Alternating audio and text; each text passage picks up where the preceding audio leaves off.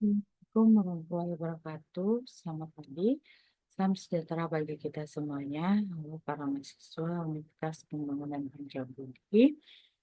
Apa kabar? Tentunya sehat dan masih tetap semangat. Ketemu lagi dengan saya Dr. Oktarini Kamila Sekar, SMSI.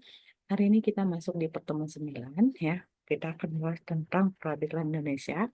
Jadi mengenai fungsi, wewenang, integritas, dan kementerian. Nah, sebelumnya, seperti biasa, eh, sebelum kita masuk ke materi, saya mengingat kembali tentang 10 nilai tamadun naik ke nah, di sini ya kita ketahui bahwa kehidupan kampus dan pergaulan sehari-hari seluruh sivitas akademi harus mampu menjadi masyarakat yang memiliki sopan dan santun yang tinggi. Nah, yang kedua, seluruh sivitas akademi melaksanakan pengajian ya Al-Quran secara berkala dan terukur dan menghormati serta memperingati hari besar Islam dan berpakaian Muslim seminggu sekali pada hari Jumat. Nah, yang ketiga adalah Sivitas Akademi harus mengamalkan Piagam Pancabudi, Mutiara Hikmah, 7 nilai dasar yayasan, kemudian kebijakan, mutu, visi, dan misi, serta semboyan UNPAP yang diterapkan dalam proses belajar mengajar. Nah, yang keempat adalah Sivitas Akademika mengamalkan kampus bersih, asri, dan energi, kemudian didasarkan atas pemahaman tentang budaya peradaban bersih dan budaya peradaban hemat energi. Yang kelima, Sivitas Akademika uh, dalam melaksanakan pekerjaan dan pelayanan wajib melaksanakannya secara service excellent, 3S, senyum, sapa, dan salam, kemudian wajib melaksanakan etika komunikasi yang baik antara pegawai, mahasiswa, dosen, dan pimpinan. Nah, Universitas Pembangunan Pancabudi memiliki warna kebesaran lain, yaitu putih, kuning, biru, coklat, hijau, merah, dan ungu. Yang ketujuh, menggunakan dan melestarikan simbol-simbol ornamen artefak dalam penataan lingkungan, bangunan, ruangan, baju, jaket alma mater, toga, dan pakaian-pakaian kebesaran lainnya, serta plakat cendrawasih lengkap yang berlandaskan kepada budaya kearifan lokal serta memiliki nafas dan warna keislaman. Yang kedelapan adalah melestarikan istilah dan makna budaya dan menghargai para tokoh-tokoh yang berjasa pada UPAP dengan menambahkannya pada penanaman ruang-ruang di seluruh kampus. Nah, yang kesembilan adalah seluruh sivitas akademika dalam melakukan segala tanggung jawab yang diberikan kepada seluruh setiap pegawai wajib melaksanakannya dengan sebaik-baiknya. Kemudian memiliki sifat mandiri serta bersedia ya meningkatkan kemampuan diri melalui pelatihan dan penguatan kalian yang berwawasan internasional. Nah, kemudian 10 memiliki ya di sini mensosialisasikan ya dan memasyarakatkan serta menyatukan semua tekad dalam pemahaman UNPAP sebagai kampus tamadun mandiri. Nah, sehingga ditetapkanlah logo Tamadun Mandiri sebagai pemersatu. Nah, oke. Nah, visi dari Universitas Pembangunan Pancabudi ya, nah, tak bosan-bosannya ya, saya sampaikan itu adalah menjadikan perguruan tinggi swasta yang terbuka berbasis religius dalam mengembangkan iptek yang bermanfaat bagi kemaslahatan umat. Nah, visi dari Prodi Akuntansi itu menghasilkan lulusan yang unggul di bidang ilmu akuntansi yang berdaya saing pada tingkat nasional dan internasional untuk kemaslahatan umat.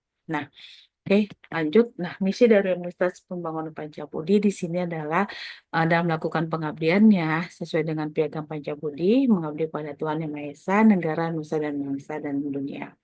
Nah, kemudian dia mengembangkan iptek berdasarkan Al-Quran dan hadis, kemudian mencerdaskan kehidupan bangsa dengan menggali sumber daya ilmu yang berfaedah dalam bidang iptek dan himpunan. Nah, eh, seluruh ya dosen-dosen di Universitas Bangka-Budi ini harus melaksanakan pendidikan, penelitian, dan pengabdian untuk bangsa dan negara Republik Indonesia yang dapat bersaing secara nasional, internasional dalam fitrah pengabdian terhadap Allah Subhanahu wa Ta'ala. Kemudian juga di sini kita mendorong fungsi kekhalifahan dalam mewujudkan kebahagiaan kehidupan manusia dalam dimensi dunia dan akhirat. Nah, terakhir misinya itu adalah melestarikan sumber daya alam dan lingkungan serta kehidupan sesuai dengan syariat Islam. Nah, untuk misi dari Prodi Akuntansi yaitu di sini dosen-dosen ya di akuntansi harus dapat meningkatkan kualitas pendidikan, penelitian, dan pengabdian masyarakat di bidang akuntansi. Nah, kemudian peningkatan dalam sumber daya manusia dosen itu yaitu kualifikasi akademika, sertifikasi kompetensi internasional, jabatan akademik, sertifikat profesional, dan ekonomi tingkat internasional bidang ilmu akuntansi. Kemudian meningkatkan sarana dan prasarana sesuai kebutuhan ilmu akuntansi standar internasional, kemudian menjalin kerjasama secara nasional dan internasional sesuai bidang ilmu akuntansi. Oke, tujuh nilai dasar yayasan itu adalah di sini kita harus menjaga kearifan akidah tauhid dan melaksanakan syariat, selalu bersyukur, bersuka cita, tidak mengeluh, selalu rendah hati, sederhana, jujur apa adanya, memaafkan dan tidak marah, kemudian harus berpikir positif, berprasangka baik dan tidak bergunjing, berbuat baik, mengubah dan respek, berempati dan memberikan solusi, bukan mengkritik atau mencela, kemudian patuh kepada pimpinan dan mentaati peraturan. Oke, kita masuk budaya Unpad yaitu adalah budaya beradab bersih dan beradab hemat energi. Nah, oke. Kita mereview materi sebelumnya di sini. Rekan mahasiswa sudah membahas tentang peran fungsi, ya, wewenang, profesionalitas dan integritas aparatur pemerintah ya dalam mewujudkan tata kelola pemerintah yang baik. Nah, kemudian uh, tata kelola pemerintah yang baik dan penguatan lembaga perwakilan serta partisipasi masyarakat dalam tata kelola pemerintah yang baik. Nah, semua itu uh, memang memiliki prinsip dan indikator ya untuk ketercapaian menjadi dan mewujudkan ya tata kelola pemerintahan baik. Oke, selanjutnya di sini kita akan membahas ya pada pertemuan 9 ini adalah tentang konsep dasar lembaga peradilan, kemudian fungsi wewenang lembaga peradilan, kemudian integritas dan kemandirian peradilan dan tata kelola pemerintahan baik. Nah, ini kita melihat dulu sejarah lembaga peradilan di Indonesia. Yang pertama itu di era prakolonial. Nah, sistem peradilan adat dan kerajaan yang berlandaskan hukum adat dan hukum agama, yaitu dalam kerajaan Nusantara. Yang kedua, itu pada era kolonial Belanda. Nah, di sini kita menggunakan sistem dualisme peradilan dengan perbedaan antara penduduk Eropa dan pribumi, ya, kemudian menerapkan prinsip Recharstad ya. Kemudian di era kemerdekaan ya kita membentuk Mahkamah Agung dan upaya penataan sistem peradilan nasional yang masih bercampur dengan pengaruh politik. Kemudian masuk di era Orde Baru di sini di bawah kontrol dari eksekutif yang kuat dengan tingkat independensi yang rendah. Nah, kemudian kita masuk di era reformasi sampai sekarang kita reformasi peradilan dengan penguatan independensi, pembentukan Mahkamah Konstitusi dan Komisi Yudisial sebagai lembaga pengawas. Oke, nah struktur lembaga peradilan Indonesia di sini yang pernah adanya Mahkamah Konstitusi. Nah ini pengawal konstitusi dan penafsiran final ya di Undang-Undang Dasar tahun 1945. Kemudian yang kedua itu adanya Mahkamah Agung. Nah ini merupakan puncak peradilan umum, agama, militer dan tata usaha negara. Kemudian masuk ketiga itu ada pengadilan tinggi, yaitu pengadilan tingkat banding di provinsi. Kemudian terakhir ada pengadilan negeri, yaitu pengadilan di tingkat pertama di itu kabupaten dan kota. Nah, sistem peradilan Indonesia memang menganut sistem hierarkis ya, dengan Mahkamah Agung sebagai puncak dari 4 lingkungan peradilan. Nah, kita lihat bahwa Mahkamah Konstitusi berdiri sebagai lembaga tersendiri dengan wewenang khusus terkait ya konstitusionalitas. Nah, sedangkan Komisi dari Yudisial berfungsi sebagai lembaga pengawas ya eksternal untuk menjaga kehormatan ya keluhan martabat dan perilaku hakim. Oke, nah kita lihat fungsi utama dari lembaga peradilan itu adalah pertama fungsi peradilan. Nah di sini itu adanya memeriksa, ya, mengadili dan memutuskan perkara, ya untuk menegakkan hukum dan keadilan berdasarkan Pancasila dan Undang-Undang 1945. Yang kedua adalah fungsi pengawasan. Nah, dalam fungsi pengawasan di sini ya kita melihat bahwa pelaksanaan peradilan di semua lingkungan peradilan dalam menjalankan kekuasaan kehakiman. Yang ketiga adanya fungsi pengaturan ya dalam membuat peraturan sebagai pelengkap untuk mengisi kekosongan hukum dalam proses peradilan. Nah, yang terakhir itu adanya fungsi nasihat. Nah, sini memberikan pertimbangan ya hukum kepada lembaga negara lain dan memberikan gerasi, amnesti, abolisi dan rehabilitasi ya, seperti itu.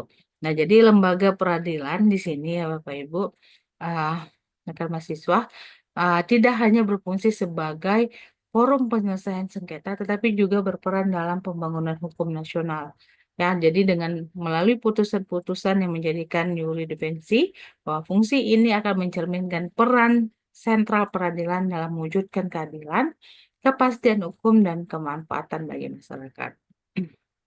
Oke, nah kita lihat ini wewenang dari lembaga peradilan. Nah, kita lihat sini wewenang dari Mahkamah Agung itu apa saja. Yang pertama, mengadili pada tingkat kasasi, kemudian menguji peraturan perundang-undangan di bawah undang-undang, kemudian melaksanakan pengawasan tertinggi peradilan, kemudian memberikan pertimbangan hukum kepada presiden.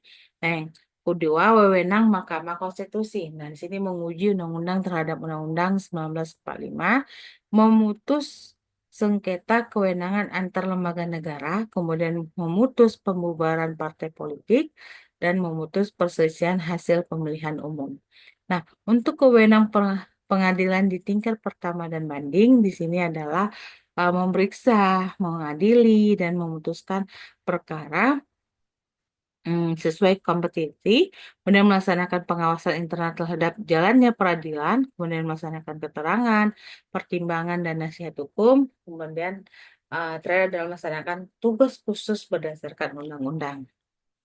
Ya, nah kemudian kita lanjut di sini yaitu independensi lembaga peradilan. Nah, di sini ada tiga. Yang pertama, independensi institusional. Nah, kalau kita lihat bahwa kebebasan lembaga peradilan dari intervensi lembaga negara lain, baik eksekutif maupun legislatif, ya dalam struktur organisasi, penganggaran, dan administrasi peradilan. Jadi, ini terdapat di pasal 24 ayat 1 Undang-Undang 1945. Nah, di sini menegaskan bahwa kekuasaan kehakiman merupakan kekuasaan yang merdeka, ya, untuk menyelenggarakan peradilan guna menegakkan hukum dan keadilan. Nah, yang kedua dimensi fungsional. Nah, kebebasan ya hakim dalam menjalankan fungsi yudisialnya termasuk dalam memeriksa, mengadili dan memutuskan perkara tanpa dipengaruhi oleh pihak manapun. Nah, independensi ini dijamin melalui proses seleksi dan pengangkatan hakim yang transparan, jadi masa jabatan yang pasti serta jaminan kesejahteraan yang memadai. Nah, yang ketiga adalah independensi personal. Jadi kebebasan individu hakim dari ancaman, tekanan, dan godaan yang dapat mempengaruhi objektivitas dan imparsialitas dalam memutuskan perkara. Nah, ini diperkuat dengan adanya kode etik profesi hakim dan pengawasan yang ketat oleh Komisi Yudisial terhadap perilaku hakim di Indonesia. Nah, jadi independensi peradilan ini merupakan prasyarat mutlak ya yang harus ditegakkan negara hukum dan jaminan atas hak asasi manusia. Jadi tanpa adanya independensi, peradilan hanya akan menjadi alat ya legitimasi kekuasaan yang menjauhkan dari cita-cita keadilan. Oke, nah kita lihat tantangan independensi peradilan di Indonesia yang pertama ya, yaitu korupsi judisial. Jadi praktik suap dan gratifikasi yang merusak objektivitas putusan. Yang kedua, tantangannya adalah intervensi politik. Nah, pengaruh pemegang kekuasaan dan elit politik dalam proses peradilan. Nah, yang ketiga adalah tekanan media dan opini publik. Jadi, peradilan oleh media itu dapat mempengaruhi objektivitas hakim. Nah, kemudian ada keterbatasan anggaran ya, minimnya ya pendanaan yang menghambat operasional dan pengembangan. Jadi, lembaga peradilan Indonesia itu masih menghadapi berbagai tantangan yang nyata yang mengancam independensinya. Jadi, data dari Komisi Pemberantasan Korupsi di sini menunjukkan bahwa sektor peradilan masih rentan terhadap praktik korupsi, ya. dengan berbagai kasus melibatkan hakim tinggi. Jadi eh, dilihat dari penelitian Indonesia ya, Corruption Watch mengindikasikan adanya pola intervensi politik dalam kasus yang melibatkan kepentingan elit penguasa.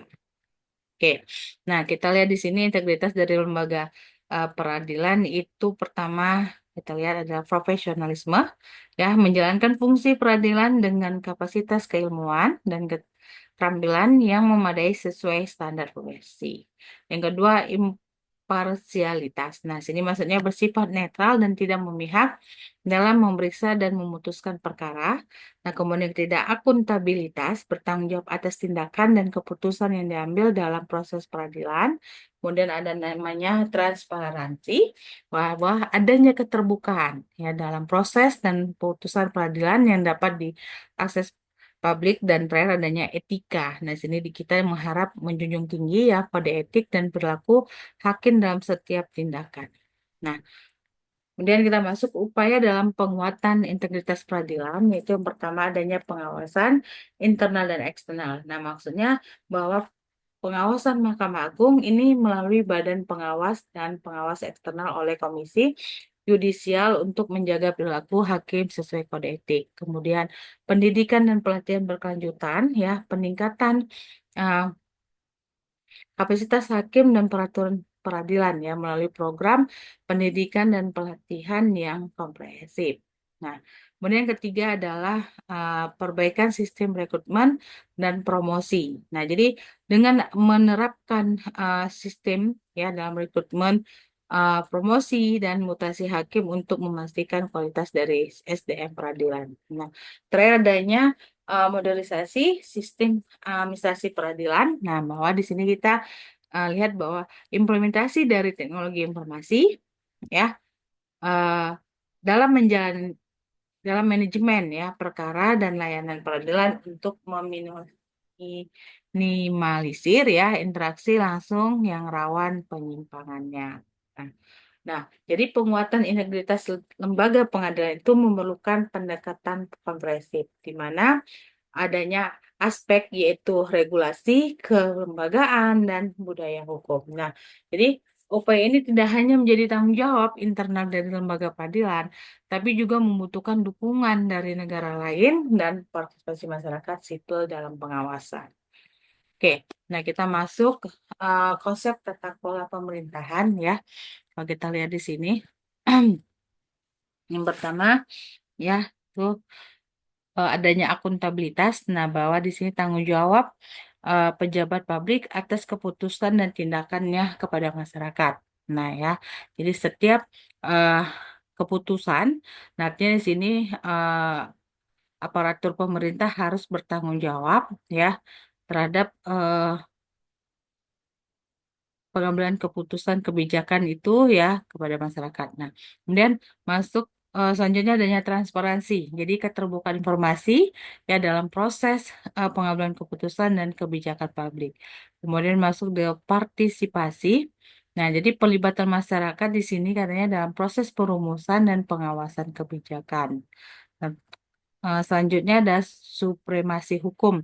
Nah, maksudnya bahwa penegakan hukum secara adil dan merata tanpa adanya diskriminasi. Nah, kemudian efektivitas dan efisiensi, ya, khusus dalam pengolahan sumber daya secara optimal untuk mencapai tujuan. Nah, jadi good governance ya di sini adalah bagaimana ya katanya paradigma penyelenggaraan negara yang menekankan pada proses dan sistem untuk memastikan pemerintahan berjalan secara bertanggung jawab, transparan, dan responsif terhadap kebutuhan masyarakat. Jadi konsep ini menjadi standar global yang diadopsi oleh berbagai negara, ya, khususnya termasuk Indonesia, ya sebagai bagian dari reformasi birokrasi. Oke, nah kita masuk hubungan tata kelola dengan kemandirian peradilan. Yang pertama itu adalah tata kelola pemerintahan. Nah, dengan menciptakan lingkungan politik dan hukum, ini akan mendukung kemandirian bagi aparatur pemerintah tadi. Yang kedua adalah mekanisme interaksi. Nah, maksud di sini tujuannya adanya hubungan antar lembaga yang berdasarkan check and balance. Ya, ketiga ya di sini kemandirian peradilan dengan terciptanya lembaga peradilan yang bebas dari intervensi. Nah, terakhir adalah kepercayaan publik. Jadi di sini meningkatnya legitimasi sistem hukum dan peradilan. Nah, jadi kesimpulan dari di sini adalah bahwa tata kelola yang baik dan kemandirian lembaga peradilan memang memiliki hubungan yang sangat kuat. Jadi, prinsip dari good government seperti akuntabilitas, transparansi, dan supremasi hukum menjadi pondasi bagi terciptanya lingkungan politik yang mendukung independensi peradilan. Jadi, sebaiknya ya di sini bahwa lembaga peradilan yang independen dapat memastikan pemerintah yang berjalan sesuai dengan konstitusi dan perundang-undangan. Oke, nah kita lihat sini peran eksekutif dalam mendukung kemandirian peradilan.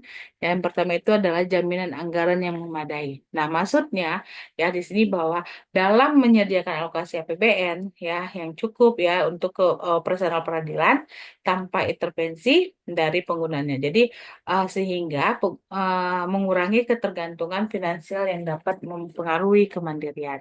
Yang kedua adalah penghormatan terhadap putusan pengadilan. Nah, jadi kita harus dapat mematuhi dan melaksanakan putusan pengadilan meskipun ternyata putusan itu bertentangan dengan kepentingan pemerintah ya, yang dimana mencerminkan komitmen terhadap supremasi hukum tadi. Nah, yang ketiga adalah dukungan reformasi peradilan. Nah, jadi dengan adanya dukungan inisiatif reformasi seperti pembaruan regulasi, penguatan SDM, ya peradilan, dan modernisasi teknologi informasi itu akan meningkatkan kapasitas lembaga peradilan. Nah, yang keempat adalah komunikasi institusional yang tepat. Nah, jadi sini kita harus bisa menjalin komunikasi dengan lembaga peradilan ya berdasarkan protokol resmi, menghindari komunikasi informal yang dapat menimbulkan itu kesan intervensi. Oke. Nah, kalau kita lihat peran masyarakat sipil dalam pemandirian peradilan. Nah, jadi masyarakat sipil ini merupakan memang organisasi non pemerintah, akademisi, dan media ya memiliki peran krusial sebagai pengawas eksternal yang independen terhadap lembaga peradilan. Jadi, dengan melalui pemantauan persidangan, ya analisis putusan peradilan dan advokasi kebijakan ya, kelompok masyarakat sipil dapat mendorong transparan dan akuntabilitas dalam sistem peradilan. Jadi, kita lihat lembaga seperti Indonesia Legal Roundtable ya, MAP, FUI, dan Indonesia Corruption Watch ya. Ini secara aktif katanya melakukan penelitian dan publikasi tentang kinerja dari peradilan yang membantu ya mengidentifikasi area yang membutuhkan reformasi. Jadi keterlibatan publik yang terinformasi dan konstruktif merupakan pendorong perubahan ya yang efektif dalam upaya pemandiran lembaga peradilan. Oke, nah kita lihat di sini ada suatu contoh kasus studi ya, yaitu reformasi peradilan pasca putusan MK nomor 005 garing PU 6 garing 2006. Nah, di sini kita lihat yang terjadi adalah adanya perubahan sistem seleksi hakim. Nah, jadi putusan MK mengubah paradigma seleksi hakim dengan melibatkan komisi yudisial ya dalam proses seleksi hakim agung. Jadi meningkatkan transparansi dan akuntabilitas dalam rekrutmen pejabat peradilan tinggi. Nah, kemudian uh, di sini studi kasusnya juga menyimpulkan bahwa ada penguatan mekanisme pengawasan. Jadi wewenang di sini kayak yang dibatasi putusan tersebut mendorong penguatan ya mekanisme pengawasan internal di MA. Jadi memperjelas hubungan institusional antara MA dengan KAI dengan dalam menjaga integritas hakim. Nah, yang ketiga adalah evolusi kerangka hukum. Nah, ini putusan ini akan memicu ya, maksudnya mau perubahan beberapa undang-undang terkait kekuasaan kehakiman yang lebih memperjelas pembagian wewenang dalam sistem peradilan dan memperkuat fondasi independensi yudisial. Oke, nah eh, tata tantangan ya tata kelola peradilan di era digital kalau kita lihat dari aspek infrastruktur digital.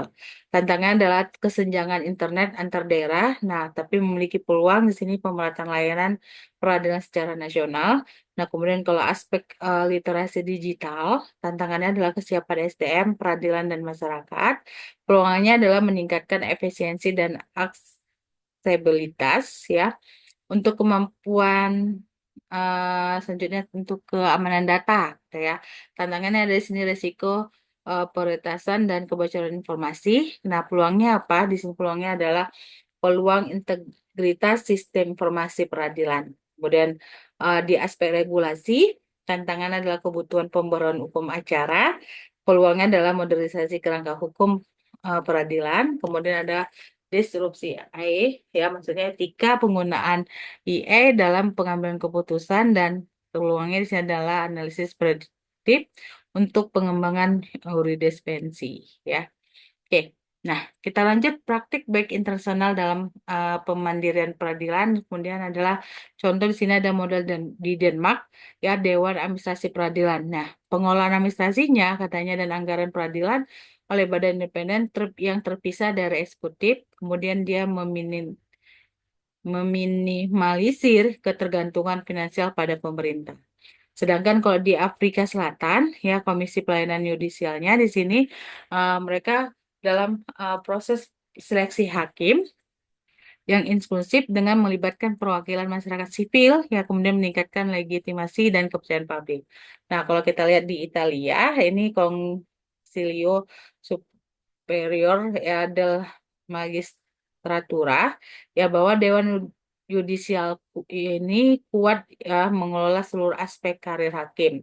Ini yang memberikan perlindungan institusi terhadap independensi hakim. Nah, untuk di Jerman, ya bahwa pendidikan hakim berkelanjutan. Jadi, sistem pendidikan dan pelatihan hakim yang komprehensif dan berkelanjutan itu akan membangun, katanya ya, kapasitas dan integritas para hakim. Ya, jadi ini beberapa negara yang mengembangkan model kelembagaan dan praktik yang mendukung independensi dari peradilan tadi. Oke, eh sini kesimpulan yang kita dapat dalam materi ini adalah kemandirian peradilan, kemudian tata kelola yang baik, ya, sudah kemandirian peradilan memiliki hubungan saling menguatkan. Kemudian adanya reformasi peradilan Indonesia, ya, ini menunjukkan kemajuan signifikan meskipun masih menghadapi tantangan. Kemudian yang keempat adalah peran masyarakat sipil sangat penting ya sebagai pengawas eksternal sistem peradilan.